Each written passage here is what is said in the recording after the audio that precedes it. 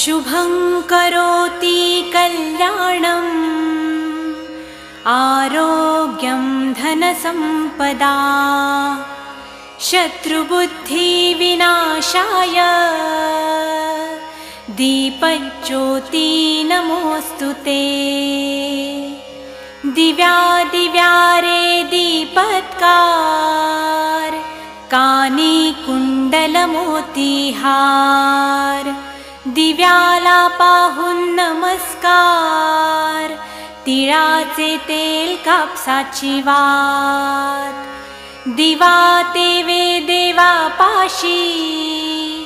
उजेड पडे विष्णू पाशी माझा नमस्कार सर्व देव देवतांपाशी ये ग लक्ष्मी बैस ग बाजे